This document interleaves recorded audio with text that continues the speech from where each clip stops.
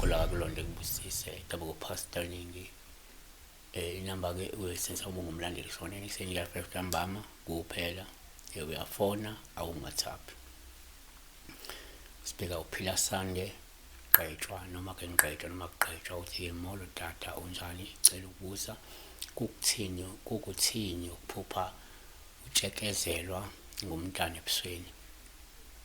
Angikwazi ukutshekezelwa kodwa ngibe sengi-assume ukuthi kusho ukutshokozelwa ingane ukutshokoza ngoba ngesiZulu kunokutshokoza ukutshokoza ukuhlanza kodwa igama elithi ukutshokoza lisetshenziswa uma kuyingane encane.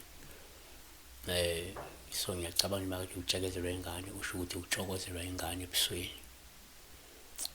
Sizokubheka kanje 1 ngokujwayelekile uma uphupha ingane uphawu lubi uma ikutshokozela lungayikhomba lemizamo yabathakathi asuke bengakufisela inhlanhla nenhlalakahle asuke bekugadla noma ke leyo mizamo yokugadla ngesichitho.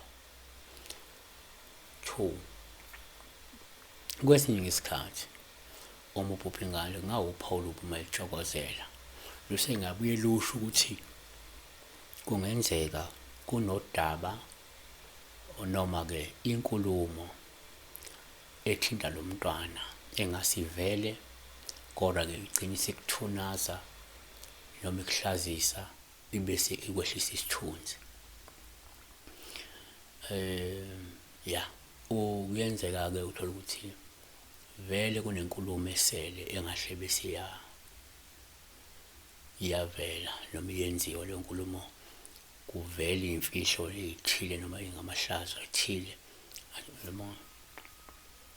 3 kuyenzeka ke uma uphupha umntwana ingane kuba uphawu oluhle kwesinye isikhathi uma ikutshokozela olusha inhlanhla nokuthi uzokwazi ukugwema isichitho noma uzokwazi ukugwema isigigaba esingase sikuhlazise uma ukuthi awuthelekanga ngesikhathi ikutshokozela.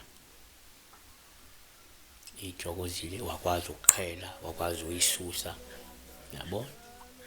Siyabonga akuba mngozi.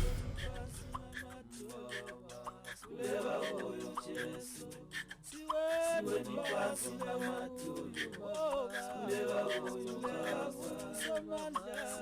phansi